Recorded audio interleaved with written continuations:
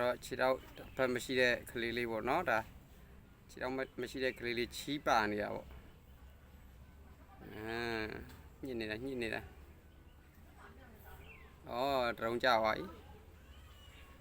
လူခြေတော့လေးတစ်ဖက်ပြည့်နေ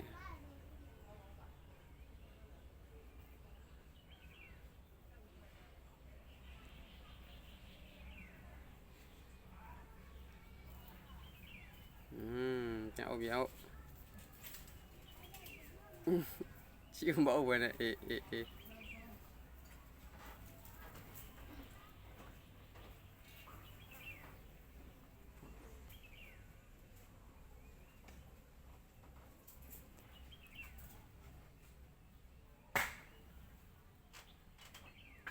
ကဲထဲဝင်သွား